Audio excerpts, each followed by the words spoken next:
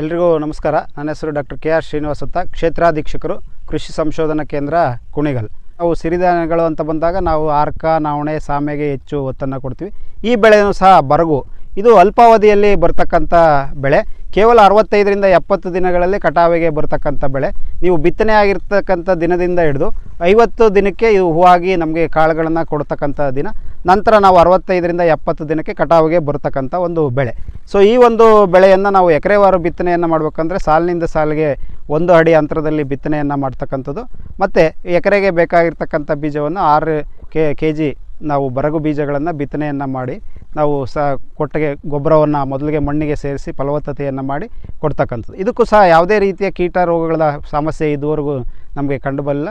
In case ಆ ಥರ ಏನಾದರೂ ಸಮಸ್ಯೆ ಬಂದಂದರೆ ನಾವು ಆದಷ್ಟು ಹೆಚ್ಚು ಸಾವಯವ ರೀತಿಯಲ್ಲಿ ಕೀಟ ರೋಗವನ್ನು ನಿರ್ವಹಣೆ ಮಾಡೋದು. ಅದರಲ್ಲೂ ಬೇವು ಆಧಾರಿತ ಒಂದು ಕೀಟನಾಶಕವನ್ನು ಒಂದು ಹಂತದಲ್ಲಿ, ಯಾಕೆಂದರೆ ಒಂದು ಸುಳಿ ಕೊರಿತಕ್ಕಂಥ ಹುಳದ ಸಮಸ್ಯೆ ಬರುತ್ತೆ, ಆ ಒಂದು ಸಮಸ್ಯೆಯಲ್ಲಿ ನಿರ್ವಹಣೆಯನ್ನು ಮಾಡಿಕೊಂಡಿದ್ದೇ ಆದ್ದರಿಂದ ಈ ಬೆಳೆ ಹೆಚ್ಚು ಅದಕ್ಕೆ ಬರುತ್ತೆ.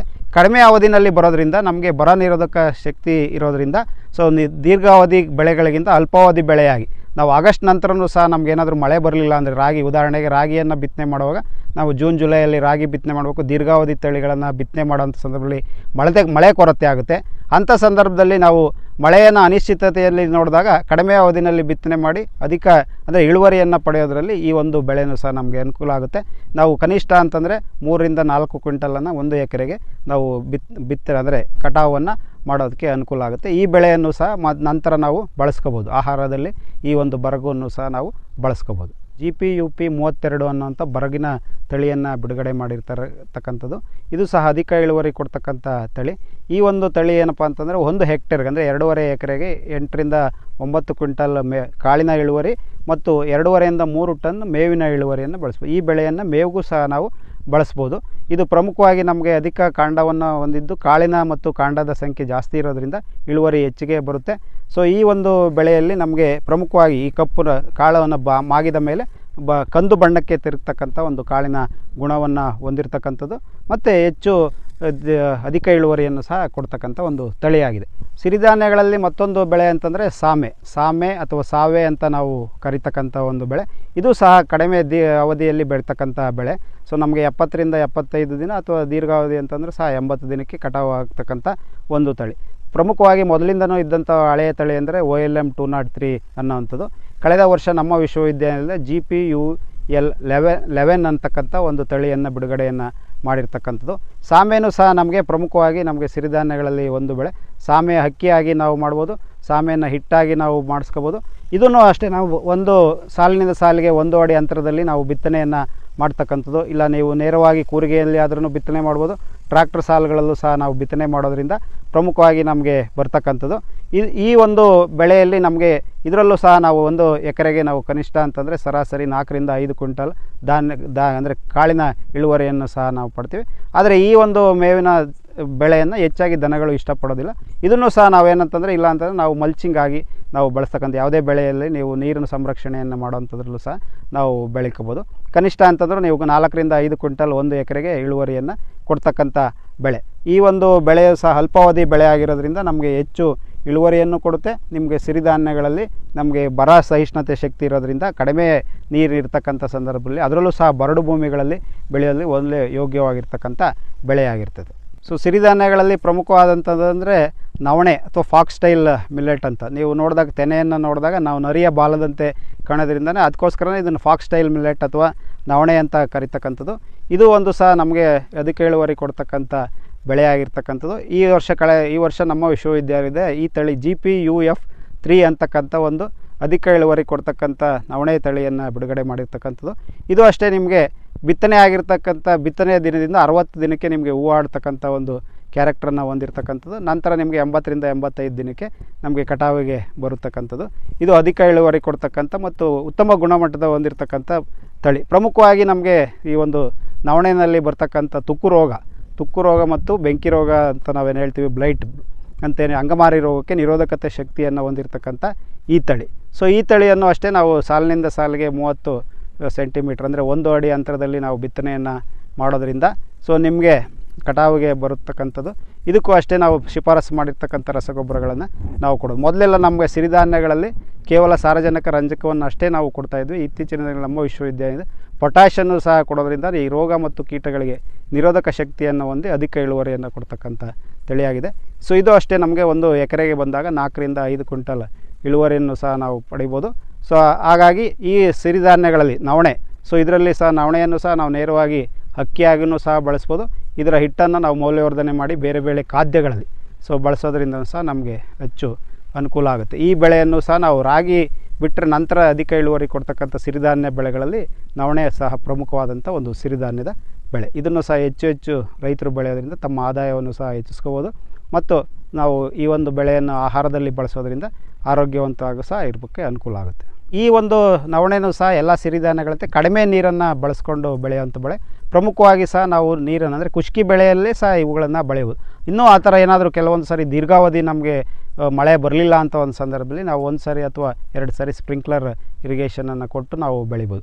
ಸೊ ಇದರಲ್ಲಿ ನಾವು ಬಂದಾಗ ಈ ಉದಾಹರಣೆಗೆ ನಾನು ಹೇಳ್ದಂಗೆ ಒಂದು ಎಕರೆಗೆ 4 ರಿಂದ 5 ಕ್ವಿಂಟಲ್ ಇಳುವರಿ ಬಂತಿದೆ ಅಂದರೆ ಸದ್ಯದಲ್ಲಿ ಇಲ್ಲಿ ಸ್ಥಳೀಯವಾಗಿ ಮಾರುಕಟ್ಟೆಯಲ್ಲಿ ಬಂದರೆ ನಿಮಗೆ ಕ್ವಿಂಟಲ್ಗೆ ಒಂದು 3,000 ರೂಪಾಯಿ ಒಂದು ಕ್ವಿಂಟಲ್ಗೆ ಇಳುವರಿಯನ್ನು ಸಿಗುತ್ತೆ. ಅದರಿಂದ ನಾವು ರೈತರಿಗೆ ಏನಪ್ಪ ತಿಳಿಸ್ಕೊಡೋಂತಂದರೆ, ನೀವು ನೇರವಾಗಿ ಈ ಒಂದು ಅಕ್ಕಿ ಅಂದರೆ ಇದನ್ನು ನವಣೆಯನ್ನೇ ಕಾಳನ್ನೇ ಮಾರೋದ್ರ ಬದಲು ಅದನ್ನು ಅಕ್ಕಿ ಮಾಡಿ ನೀವು ಮೌಲ್ಯವರ್ಧನೆಯನ್ನು ಮಾಡಿಸಿದ್ರೆ ಇವಾಗ ಮಾರ್ಕೆಟ್ನಲ್ಲಿ ಕನಿಷ್ಠ ಅಂದರೆ 80 ರೂಪಾಯಿ ಒಂದು ಕೆಜಿ ಅಕ್ಕಿಗೆ ಇದೆ. ಇನ್ನು ನಂತರ ಅದನ್ನು ಮೌಲ್ಯವರ್ಧನೆಯನ್ನು ಮಾಡ್ತೀವಿ ಅಂದರೆ ಬೇರೆ ಹಿಟ್ಟುಗಳಲ್ಲಿ ಅಥವಾ ಬೇರೆ ಸಿರಿಧಾನ್ಯದ ಖಾದ್ಯಗಳನ್ನು ಮಾಡಿದ್ರಿ ಅಂದರೆ ಅದರ ಮೌಲ್ಯವರ್ಧನೆ ಜಾಸ್ತಿ ಆಗುತ್ತೆ. ಸೊ ಕೇವಲ ನೀವು 2 ಅಥವಾ 3,000 ರೂಪಾಯಿ ಕ್ವಿಂಟಲ್ಗೆ ಕಾಳನ್ನು ಮಾರೋದ್ರ ಬದಲು ಅದನ್ನು ಅಕ್ಕಿ ಮಾಡಿ ನೀವು ಮೌಲ್ಯವರ್ಧನೆಯನ್ನು ಮಾಡಿ ನೀವು ಮಾಡಿಸಿದ್ದೆ ಆದರೆ ಇದರಿಂದ ಸಹ ನಮಗೂ ಅಧಿಕ ಲಾಭವನ್ನು ತಗೋಬೋದು. ಸೊ ಈ ಒಂದು ಬೆಳೆಯನ್ನು ನಾವು ಬೆಳೆಯೋದ್ರಿಂದನೂ ಸಹ ನಮಗೆ ಮೌಲ್ಯವರ್ಧನೆಗೂ ಅನುಕೂಲ ಆಗುತ್ತೆ. ಸೊ ನೀವು ನೇರವಾಗಿಯೂ ಸಹ ಬಿತ್ತನೆ ಮಾಡಿ ಮಾಡ್ಕೊಂಡು ಬರ್ಬೋದು. ಮತ್ತು ಬೀಜಗಳಿಗೆ ಇದು ಹೊಸ ವೆರೈಟಿ ಆಗಿರೋದ್ರಿಂದ ರೈತರು ಇದನ್ನು ಸಂಗ್ರಹ ಮಾಡಿ ತಮ್ಮ ಸ್ಥಳೀಯವಾಗಿರ್ತಕ್ಕಂಥ ರೈತರಿಗೆ ಬೀಜಗಳನ್ನು ಕೊಡೋದಕ್ಕೂ ಸಹ ನಮಗೆ ಅನುಕೂಲ ಆಗುತ್ತೆ. ಆವಾಗ ಬೀಜಗಳನ್ನು ಪ್ರಚಾರ ಆಗುತ್ತೆ ಮತ್ತು ಹೆಚ್ಚು ಪ್ರದೇಶದಲ್ಲಿ ಈ ಒಂದು ಸಿರಿಧಾನ್ಯದ ಬೆಳೆ ಆವರಿಸ್ಕೊಳ್ಳೋಕ್ಕೆ ಅನುಕೂಲ ಆಗುತ್ತೆ. ಸಿರಿಧಾನ್ಯಗಳಲ್ಲಿ ದೀರ್ಘಾವಧಿ ಬೆಳೆ ಅಂತಂದರೆ ಹಾರ್ಕ. ಸೊ ಹಾರ್ಕ ಮೊದಲಿಂದ ನಾವು ಹೆಚ್ಚಿಗೆ ಬಳಸ್ತಕ್ಕಂಥ ಬೆಳೆ. ಸೊ ಈ ಬೆಳೆ ಏನಪ್ಪ ಅಂದರೆ ನಮಗೆ 100 ರಿಂದ 110 ದಿನಕ್ಕೆ ಕಟಾವಿಗೆ ಬರ್ತಕ್ಕಂಥ ತಳಿಯಾಗಿರ್ತಕ್ಕಂಥದ್ದು. ಸೊ ಈ ಒಂದು RBK 155 ಅನ್ನೋಂಥ ಒಂದು ತಳಿ ಇದು. ಸೊ ಇದರಲ್ಲಿ ಪ್ರಮುಖವಾಗಿ ಏನಂತಂದರೆ ಹಾರ್ಕವನ್ನು ನಾವು ರೈತರು ಬೆಳೀತಕ್ಕಂಥ ಸಂದರ್ಭದಲ್ಲಿ ಸೊ ನಮಗೆ ದೀರ್ಘಾವಧಿ, ಅದಕ್ಕೆ ನಾವು ಮುಂಗಾರಿಗೆನ ಶುರುವಾದಂಥ ಮೇ ಜೂನ್ ತಿಂಗಳಲ್ಲೇ ಬಿತ್ತನೆ ಮಾಡ್ತಕ್ಕಂಥ ಶಿಫಾರಸ್ಸು ಇರ್ತಕ್ಕಂಥ ತಳಿ. ಈ ಒಂದು ಬೆಳೆಯಲ್ಲಿ ಪ್ರಮುಖವಾದಂಥ ಗುಣ ಅಂದರೆ ಇದನ್ನು ಬೆಳೆದಂಗೆಲ್ಲ ಇದನ್ನು ನಾವು ಕಟ್ ಮಾಡಿ ಬಿಡೋದ್ರಿಂದ ಕೌಲು ಹೊಡೆಯೋಂಥ ಸಂಖ್ಯೆ ಜಾಸ್ತಿ ಆಗ್ತಾ ಹೋಗುತ್ತೆ. ಕೆಲವೊಂದು ಸಾರಿ ರೈತರು ಏನು ಮಾಡ್ತಾರೆ, ದನಗಳನ್ನು ಸಹ ಬಿಟ್ಟು ಮೇಯಿಸ್ತಕ್ಕಂಥದ್ದು. ಆವಾಗ ತೆಂಡೆಗಳು ಜಾಸ್ತಿಯಾಗಿ ಕೌಲುಗಳು ಜಾಸ್ತಿಯಾಗಿ ಇಳುವರಿ ಹೆಚ್ಚಿಗೆ ಆಗೋಕ್ಕೆ ನಮಗೆ ಪ್ರಮುಖವಾಗಿ ಕಾರಣ ಆಗುತ್ತೆ. ಈ ಒಂದು ನಾವು ಬಿತ್ತನೆ ಮಾಡಿರ್ತಕ್ಕಂಥ 90 ದಿನದ ನಂತರಕ್ಕೆ ಇವು ಹೂವಾಡೋಂಥದಕ್ಕೆ ಶುರುವಾಗುತ್ತೆ. ನಮಗೆ 110 ರಿಂದ 115 ದಿನದ ಅಷ್ಟೊತ್ತಿಗೆ ನಮಗೆ ಕಟಾವಿಗೆ ಬರ್ತಕ್ಕಂಥದ್ದು. ಈ ಬೆಳೆಯಲ್ಲೂ ಸಹ ನಾವು ಎಕರೆಗೆ 4 ರಿಂದ 5 ಕ್ವಿಂಟಲ್ ಕಾಳಿನ ಇಳುವರಿಯನ್ನು ಸಹ ನಾವು ಬೆಳಿಬೋದು. ಈ ಹೊರಗಳನ್ನು ಬೆಳೆದಂಥ ಸಂದರ್ಭದಲ್ಲೂ ಸಹ ನಮಗೆ ಹೆಚ್ಚು ಅನುಕೂಲ ಆಗ್ತಕ್ಕಂಥ ಈ ಒಂದು ಎಲ್ಲ ಸಿರಿಧಾನ್ಯಗಳಲ್ಲಿ ಹೆಚ್ಚು ಕೋಟ್ಗಳು ಅಂದರೆ ಸೀಡ್ ಕೋಟ್ ನಾವು ಪದರ ಇರ್ತಕ್ಕಂಥ ಬೆಳೆ ಅಂತಂದರೆ ಈ ಒಂದು ಹಾರ್ಕದ ಬೆಳೆ. ಹಾಗಾಗಿ ಹೆಚ್ಚು ಫೈಬರ್ ಕಂಟೆಂಟ್ ಅಂದರೆ ನಮಗೆ ನಾರಿನಾಂಶ ಹೆಚ್ಚು ಇರ್ತಕ್ಕಂಥ ಬೆಳೆಗಳಲ್ಲಿ ಈ ಒಂದು ಹಾರ್ಕನ್ನು ಸಹ ನಮಗೆ ಪ್ರಮುಖವಾದಂಥ ಬೆಳೆಯಾಗಿರ್ತಕ್ಕಂಥದ್ದು. ಇದನ್ನು ಸಹ ರೈತರು ಕಡಿಮೆ ನೀರಿರ್ತಕ್ಕಂಥ ಸಂದರ್ಭಗಳಲ್ಲಿ ಈ ಒಂದು ಬೆಳೆಯನ್ನು ಬೆಳೆಯೋದ್ರಿಂದ ನಾವು ಸಿರಿಧಾನ್ಯಗಳಲ್ಲಿ ಆಹಾರದಲ್ಲೂ ಸಹ ಆರೋಗ್ಯದಲ್ಲೂ ಸಹ ಇವನ್ನು ನಾವು ಹೆಚ್ಚಿಗೆ ಬಳಸ್ಕೋಬೋದು. ಸಿರಿಧಾನ್ಯಗಳಲ್ಲಿ ರಾಗಿಯ ಥರನೇ ತೆನೆಗಳನ್ನು ಕಾಣ್ತಕ್ಕಂಥ ಮತ್ತೊಂದು ಸಿರಿಧಾನ್ಯಗಳ ಬೆಳೆ ಅಂತಂದರೆ ನಾವು ಊದಲು. ಸೊ ಇದನ್ನು ಸಹ ನಮಗೆ ಒಂದು ಅತ್ಯಂತ ಗುಣಮಟ್ಟವಾದಂಥ ಒಂದು ಸಿರಿಧಾನ್ಯದ ಬೆಳೆ. ಸೊ ಈ ಒಂದು ಬೆಳೆ ಹೆಂಗಪ್ಪ ಅಂತಂದರೆ ನಮಗೆ ಹೆಚ್ಚು ಉದ್ದ ಬೆಳೀತಕ್ಕಂಥ ಬೆಳೆಯಾಗಿರ್ತಕ್ಕಂಥದ್ದು. ತೆನೆಯನ್ನು ನೀವು ನೋಡಿದ್ರೆ ರಾಗಿಗೆ ಹೋಲ್ಕೊಳ್ಳೋಂಥ ಒಂದು ತೆನೆ ಆಗಿರ್ತಕ್ಕಂಥದ್ದು. ಈ ತಳಿ DHBM 99 ಅನ್ನೋವಂಥ ಒಂದು ತಳಿ. ನಮ್ಮ ವಿಶ್ವವಿದ್ಯಾಲಯದಲ್ಲೂ ಸಹ ಈ ಒಂದು ಬೆಳೆಗಳು ಸಹ ಹೆಚ್ಚು ಪ್ರೋತ್ಸಾಹವನ್ನು ಕೊಡ್ತಿರ್ತಕ್ಕಂಥ ಬೆಳೆ. ಸೊ ಈ ಬೆಳೆನೂ ಸಹ ನಮಗೆ ಕಟಾವಿಗೆ ಅಂದರೆ 75 ರಿಂದ 80 ದಿನಕ್ಕೆ ನಮಗೆ ಕಟಾವಿಗೆ ಬರ್ತಕ್ಕಂಥ ತಳಿ. ಹೆಚ್ಚು ಭೋಗವಾಗಿ ಬೆಳೀತಕ್ಕಂಥ ಸಿರಿಧಾನ್ಯದ ಬೆಳೆಗಳಲ್ಲಿ ನಮಗೆ ಈ ಒಂದು ಊದಲು ಸಹ ಒಂದು. ಇದರಲ್ಲೂ ಸಹ ನಾವು ಕನಿಷ್ಠ ಅಂತಾರೆ 4 ರಿಂದ 5 ಕ್ವಿಂಟಲ್ವರೆಗೆ ಇನ್ನೂ ಹೆಚ್ಚು ನಾವು ಸಾಂಪ್ರದಾಯಿಕ ಬಿತ್ತನೆಯನ್ನು ಮಾಡಿ ಮತ್ತು ಪೋಷಕಾಂಶಗಳನ್ನು ನೀವು ಕೊಟ್ಟಿಗೆ ಗೊಬ್ಬರ ಕಾಂಪೋಸ್ಟನ್ನು ಹೆಚ್ಚಿಗೆ ನೀವು ಕೊಟ್ಟಿದ್ದೆ ಆದರೆ 6 ರಿಂದ 7 ಕ್ವಿಂಟಲ್ವರೆಗೂ ಸಹ ಇಳುವರಿಯನ್ನು ನಾವು ಬೆಳಿಬೋದು. ಈ ಒಂದು ಬೆಳೆಯಲ್ಲಿ ಸಹ ಬಂದಿರತಕ್ಕಂಥ ಕಾಳುಗಳನ್ನು ನೀವು ನೇರವಾಗಿ ಹಿಟ್ಟಾಗಿ ಬಳಸ್ಬೋದು ಅಥವಾ ಮೌಲ್ಯವರ್ಧನೆಯನ್ನು ಮಾಡಿ ಬೇರೆ ಖಾದ್ಯಗಳಲ್ಲಿ ಬಳಸ್ಕೊಂಡು ಬೆಳೀತಕ್ಕಂಥ ರೀತಿಯಲ್ಲಿ ಇದು ಬಿತ್ತನೆ ಆಗುತ್ತೆ. ಇದನ್ನು ಸಹ ನಾವು ಕನಿಷ್ಠ ಅಂತಂದರೆ 1 ಅಥವಾ 1.5 ಅಡಿ ಸಾಲುಗಳಲ್ಲಿ ಬಿತ್ತನೆ ಮಾಡೋದ್ರಿಂದ ಹೆಚ್ಚು ತೆಂಡೆಗಳಲ್ಲಿ ಹೊಡ್ಕೊಂಡು ನಮಗೆ ಹೆಚ್ಚು ಇಳುವರಿಯನ್ನು ಸಹ ನಾವು ಪಡಿಬೋದು. ಸಿರಿಧಾನ್ಯಗಳಲ್ಲಿ ಹೆಚ್ಚು ಬೆಲೆ ಇರ್ತಕ್ಕಂಥ, ಅಕ್ಕಿಗೆ ಹೆಚ್ಚು ಬೆಲೆ ಇರ್ತಕ್ಕಂಥ ಬೆಳೆ ಅಂತಂದರೆ ಕೊರಲೆ. ಸೊ ತಮಗೆಲ್ಲ ಗೊತ್ತಿರ್ಬೋದು, ಇವಾಗ ಪ್ರಸ್ತುತ ಕನಿಷ್ಠ ಅಂದರೆ 150ರಿಂದ 200 ರೂಪಾಯಿ 1 kg ಕೊರಲೆ ಅಕ್ಕಿಗೆ ಬೆಲೆ ಇರ್ತಕ್ಕಂಥದ್ದು. ಈ ಬೆಳೆ ಏನಪ್ಪ ಅಂತಂದರೆ ನೆರಳಿನಲ್ಲೂ ಬೆಳೀತಕ್ಕಂಥ ಒಂದು ಸಿರಿಧಾನ್ಯದ ಬೆಳೆ. ತಮಗೆಲ್ಲ ಗೊತ್ತಿರ್ಬೋದು, ಕೊರಲೆಯನ್ನು ಮೊದಲೆಲ್ಲ ಏನು ಮಾಡ್ತಿದ್ರು, ನಮ್ಮ ಅಡಿಕೆ ಇರ್ಬೋದು, ತೆಂಗಿನ ತೋಟದಲ್ಲಿ ಈ ಕೊರಲೆಯನ್ನು ಹುಲ್ಲನ್ನು ಅಂದರೆ ಕಳೆಯನ್ನು ಅವಾಯ್ಡ್ ಮಾಡೋಕ್ಕೆ ನಾವು ಬೆಳೀತಿದ್ದು. ಮತ್ತೊಂದು ಪ್ರಮುಖವಾಗಿ ಈ ಕೊರಲೆಯನ್ನು ಯಾಕೆ ನಾವು ಬೆಳೀತಿದ್ರು ಯಾವುದರಲ್ಲಿ, ಅಡಿಕೆ ಅಥವಾ ತೆಂಗಿನಲ್ಲಿ ಅಂದರೆ ನಮಗೆ ಅಳಿಲಿನ ಸಮಸ್ಯೆಯನ್ನು ಅವಾಯ್ಡ್ ಮಾಡೋಕ್ಕೆ. ಅಳಿಲು ಅಡಿಕೆ ಕಾಯನ್ನು ತಿನ್ನೋದು ಬದಲು ಕೊರಲೆ ಕಾಳುಗಳನ್ನು ತಿನ್ಕೊಂಡು ಅಳಿಲು ಬದುಕೊಳ್ಳಿ ಅಡಿಕೆಯನ್ನು ನಾವು ಇದೊಂದು ಟ್ರ್ಯಾಪ್ ಕ್ರಾಪ್ ಅಂತನಾಗಿ ನಾವು ಬಳಸ್ತಿರ್ತಕ್ಕಂಥ ದಿನ. ಆದರೆ ಇವಾಗ ಸಿರಿಧಾನ್ಯಗಳಲ್ಲಿ ಹೆಚ್ಚು ನಮಗೆ ಪೋಷಕಾಂಶಗಳಿರ್ತಕ್ಕಂಥ, ನಾರಿನಾಂಶಗಳಲ್ಲಿ ಇರ್ತಕ್ಕಂಥದ್ರಲ್ಲಿ ಒಂದು ಬೆಳೆ ಅಂತಂದರೆ ಈ ಕೊರಲೆ. ಸೊ ಇದರೂ ಸಹ ನಮ್ಮ ವಿಶ್ವವಿದ್ಯಾಲಯದ ಈ ಒಂದು ತಳಿ ಅಂದರೆ GPU BT2 ಅಂತ. ಸೊ ಬ್ರೌನ್ ಟಾಪ್ ಮಿಲ್ಲೆಟ್ ಅಂತ ನಾವು ಕರಿತೀವಿ. ಆ ಒಂದು ಬೆಳೆ ಇಳುವರಿಯನ್ನು ಅಧಿಕ ಇಳುವರಿ ಕೊಡ್ತಕ್ಕಂಥ ಒಂದು ತಳಿಯನ್ನು ಮಾಡಿದ್ವಿ. ಇದನ್ನು ಸಹ ನಮಗೆ ಕನಿಷ್ಠ ಅಂತಂದರೆ ನಿಮಗೆ 45ರಿಂದ 60 ದಿನಗಳಲ್ಲಿ ನಮಗೆ ಕಟಾವಿಗೆ ಬರ್ತಕ್ಕಂಥ, ಅಂದರೆ 2 ತಿಂಗಳಿಗೆ ಬೆಳೀತಕ್ಕಂಥ ಒಂದು ಬೆಳೆ ನಮಗೆ. ಸೊ ಈ ಬೆಳೆಯನ್ನು ಸಹ ನಾವು ಮಾಡಿದಾಗ ನೀವು ಕಳೆಯನ್ನು ನಾವು ಅವಾಯ್ಡ್ ಮಾಡ್ಬೋದು, ಅಂದರೆ ಮಲ್ಚಿಂಗ್ ಆಗಿ ನಾವು ಬಳಸೋದ್ರಿಂದ ಕಳೆಗಳು ಮಾಡ್ಬೋದು. ಕಾಳುಗಳು ಬಂದ ನಂತರ ಕಾಳುಗಳನ್ನು ಸಹ ನಾವು ಮಾಡ್ಬೋದು. ತಮಗೆಲ್ಲ ಗೊತ್ತಿರ್ಬೋದು, ಕೊರಲೆ ರೊಟ್ಟಿಗಳನ್ನು ಬಳಸ್ತಕ್ಕಂಥ ಇರ್ಬೋದು, ಕೊರಲೆ ಹಿಟ್ಟನ್ನು ಮಾಡಿ ಕೊರಲೆ ರೊಟ್ಟಿಗಳನ್ನು ಮಾಡ್ಬೋದು. ಅದೇ ರೀತಿ ಕೊರಲೆಯಲ್ಲಿ ಮುದ್ದೆಯನ್ನು ಸಹ ನಾವು ಮೊದಲಿಗೆ ಬಡವರ ಆಹಾರವಾಗಿ ಬಳಸ್ತಿರ್ತಕ್ಕಂಥ ಈ ಕೊರಲೆ. ಸೊ ಕನಿಷ್ಠ ಅಂತಂದರೆ ನೀವು ಏನು ನಮ್ಮ ಸಜ್ಜೆ ರೊಟ್ಟಿ, ಜೋಳದ ರೊಟ್ಟಿ ಹೆಂಗೆ ನಾವು ತಿಂಗ್ಳುಗಟ್ಟಲೆ ಇಟ್ಕೋಬೋದು, ಅದೇ ರೀತಿ ಕೊರಲೆಯಲ್ಲಿ ಮಾಡಿರ್ತಕ್ಕಂಥ ರೊಟ್ಟಿಯನ್ನು ಸಹ ಇಟ್ಕೋಬೋದು. ಇದರಲ್ಲೂ ಹೆಚ್ಚು ನಾರಿನಾಂಶ ಇರೋದ್ರಿಂದ ನಮಗೆ ಗುಣಮಟ್ಟದ ಆಹಾರ ನಮಗೆ ಸಿಗುತ್ತೆ.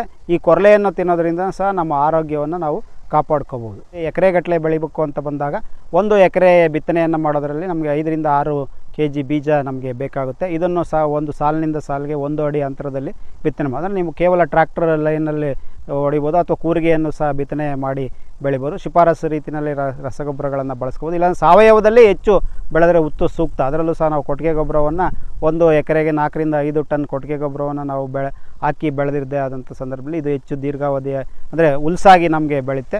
ಇದನ್ನು ಸಹ ನಾವು ಪ್ರಮುಖವಾಗಿ ನಾವು ಮೇವಿಗೂ ಸಹ ಬಳಸ್ಕೋಬೋದು, ಮತ್ತು ಕಾಳುಗಳು ಸಹ ಬೆಳ್ಕೋಬೋದಾಗಿರ್ತಕ್ಕಂಥ ಒಂದು ಸಿರಿಧಾನ್ಯದ ಬೆಳೆ. ಹೆಚ್ಚು ದನಗಳು ಆಗ್ಬೋದು, ಕುರಿಗಳು ಆಗ್ಬೋದು, ಹೆಚ್ಚು ಇಷ್ಟಪಟ್ಟು ತಿಂತಕ್ಕಂಥ ಒಂದು ಮೇವಿನ ಬೆಳೆಯೂ ಸಹ ನಮಗಾಗಿದೆ. ಈ ಒಂದು ಕನಿಷ್ಠ ಅಂತಂದರೆ ನೀವು ಕಟಾವನ್ನು ಮಾಡಿದ್ವಿ ಅಂದರೆ ಎಕರೆಗೆ 4ರಿಂದ 5 ಕ್ವಿಂಟಲ್ ಇಳುವರಿಯನ್ನು ಸಹ ನಾವು ಪಡಿಬೋದು. ಮತ್ತು ಬರವನ್ನು ಸಹ ತಡಿತಕ್ಕಂಥ ಶಕ್ತಿ ಸಹ ಹೊಂದಿದೆ, ಮತ್ತು ನೀರು ಸಹ ನಮಗೆ ಹೆಚ್ಚು ಬೇಕಾಗಿಲ್ಲ. ಸೊ ಕಡಿಮೆ ನೀರನ್ನು ಬಳಸ್ಕೊಂಡು, ಎಲ್ಲ ಸಿರಿಧಾನ್ಯಗಳು ಅಷ್ಟೇ ಕಡಿಮೆ ನೀರನ್ನು ಬಳಸ್ಕೊಂಡು ನಾವು ಕಡಿಮೆ ಪೋಷಕಾಂಶಗಳನ್ನು ಮತ್ತು ಬರ ಭೂಮಿನಲ್ಲಿ ಬೆಳೀತಕ್ಕಂಥ ಒಂದು ಶ್ರೀಮಂತವಾದ ಬೆಳೆ. ಅದಕ್ಕೆ ಸಿರಿವಂತರ ಬೆಳೆ ಅನ್ನೋಂಥದ್ದಕ್ಕೆ ಸಿರಿಧಾನ್ಯಗಳು ಅಂತ ನಾವು ಬೆಳೆಯೋದು. ಮತ್ತು ನಾವು ಹೆಚ್ಚು ನಾವೇನು ಹೇಳ್ತೀವಿ, ಒಂದು ನಾಣ್ಣುಡಿ ಇದೆ, ಹೊಟ್ಟೆ ತುಂಬ ಮುದ್ದೆ ತಿನ್ನು, ಬಾಯಿ ತುಂಬ ಅನ್ನವನ್ನು ತಿನ್ನುವಂಥ ದಿನಗಳು. ಸೊ ಅಂಥ ಸಂದರ್ಭದಲ್ಲಿ ಇವಾಗೆಲ್ಲ ನಾವು ಸಿರಿಧಾನ್ಯಗಳನ್ನು ದಿನನಿತ್ಯ ಆಹಾರದಲ್ಲಿ ಬಳಸೋದ್ರಿಂದ ನಾವು ಆರೋಗ್ಯವನ್ನು ಕಾಪಾಡೋದ್ರಲ್ಲಿ ಅನುಕೂಲ ಆಗುತ್ತೆ. ಎಲ್ಲ ರೈತ ಬಾಂಧವರಿಗೆ ನಮಸ್ಕಾರ. ನಾನು ಡಾಕ್ಟರ್ ಸಂಗಪ್ಪ, ಕೃಷಿ ವಿಜ್ಞಾನಿ, ವಿಸ್ತರಣಾ ವಿಭಾಗ, ಭಾರತೀಯ ಸಿರಿಧಾನ್ಯ ಸಂಶೋಧನಾ ಸಂಸ್ಥೆ, ಹೈದರಾಬಾದ್ನಲ್ಲಿ ಕೆಲಸ ಮಾಡ್ತಾ ಇದ್ದೀನಿ. ರೈತರೇ, ಸಿರಿಧಾನ್ಯಗಳನ್ನು ಬೆಳೆದು ಮಾದರಿ ರೈತರಾಗಲು ಒಂದು ಒಳ್ಳೆಯ ಸುವರ್ಣಾವಕಾಶ. ನಿಮಗೆ ಸಿರಿಧಾನ್ಯಗಳ ಬೀಜಗಳ ಅವಶ್ಯಕತೆ ಇದ್ದಲ್ಲಿ ನಮ್ಮನ್ನು ಸಂಪರ್ಕಿಸಬಹುದು.